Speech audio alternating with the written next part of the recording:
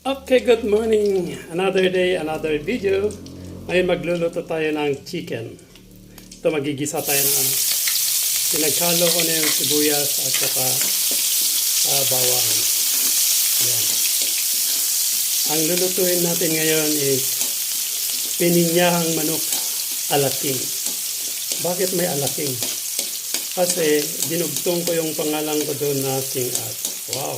And this is my specialty. Oh, specialty talaga. Pero hindi ko ito masyadong palaging niluluto Kasi ito talagang paglaanan mo ng pagluluto. Ngayon, ito yung chicken. Naprito ko yung kanina. 1 kilong lito, no? Ayan, kailangan iprito mo yung chicken.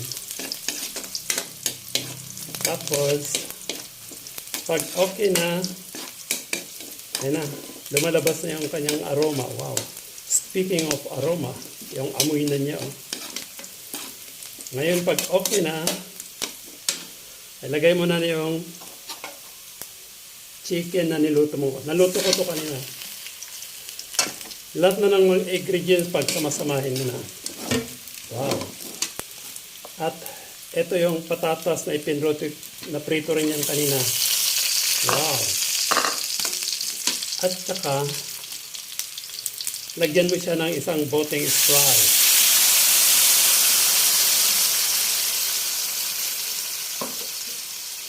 And then, isang Knorr cubes.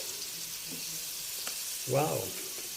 Lahat na ingredients, pagsama-samahin mo na, tapos imekos-mekos mo. Counting magic sarap. Kumulang ako ng ano. Counting betchin. And then, oyster sauce. Ayan o, ginamitan ko siya ng oyster sauce.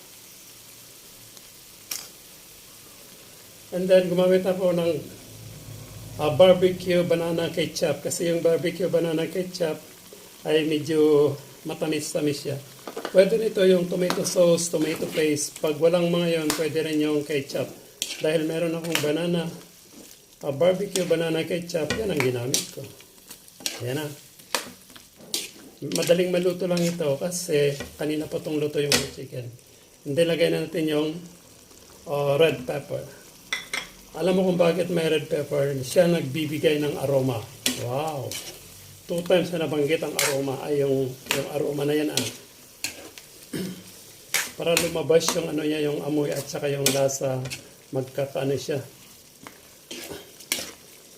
Magkakalasa siya. And then, maraming pinya, kasi ang pinya maraming ano ngayon sa palengke, kaya kalahati ang ginamit ko, yung kalahati kakainin ko mamaya. Ito fresh ito, hindi yung incan na ginamit ko yan. Sasama na natin yan. O, diba? Mekos-mekos lang. Wow, sarap. Hindi na ako naglagay ng mantika kasi nung ibinabad ko ng chicken, tawag doon. Yung paminta, kasi may paminta na nung ipinrito ko na yung chicken. Dahil kaunti yung tubig, magdagdag tayo ng kaunting tubig. Di ba? Yan. At saka dagdagan natin ng kaunting asin. At maglagay tayo ng sweet, hot, and spicy. Wow, ito gawa ko rin ito Gawa ko rin yung ilalagay ko, di ba? All natural. Yung oil lang ilalagay natin kasi masyadong maangang. Ito yung gawa ko na binibenta ko ngayon, gagamitin ko na to. Oil lang gagamitin natin kasi super hanghang din yun. Yan. Mahanghang na yan. Then, mekos-mekos lang. Masarap pag maraming pinya siya. Ito na ang finished product ng pininyahang manok alaking ni King Art. Diba? Amoy pa lang. Ulam na. Saan ka pa? Ayun, nagluluto na ako ng kanin. Ba't ang dami? Kasi mga customers ko din kumakain din ng mga yan. Ayan. At saka ang pinakahuli na ilalagay natin is yung lemon. Dahil may lemon ako, kaya nang ginamit ko. Pag wala kayong lemon, pwedeng gamitin ng kalamansi. Pero kung maali, wag muna yung suka. Kasi pangit pag suka ang ilagay mo, kalamansi na lang or lemon. Lemon juice ang ginamit ko kasi meron akong ganyan. O, diba? Pag lemon kasi ang gamitin mo, talagang may pagka-saucy. Wow! May pagka-class yung amoy niya at panglasa niya kasi pag lemon ang gagamitin mo. Talagang pagluluto ka kasi. Paglaanan mo ng oras talaga. Lahat naman ng luto masarap. Lagyan mo lang ng halong pagmamahal. Di ba? Yun na yun. Sige, amoyin nga natin. Tikman nga natin kung meron siyang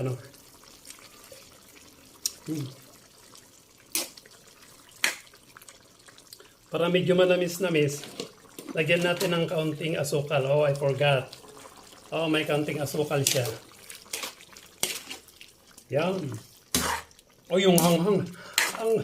Ang super hanghang yung niya. Yan na.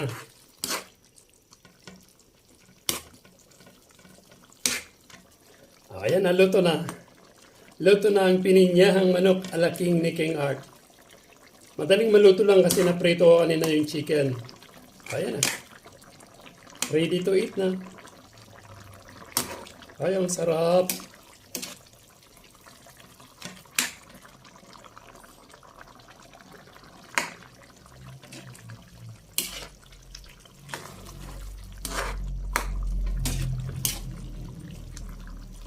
Okay, thank you for watching and bye-bye. Ayan na. Sarap ah.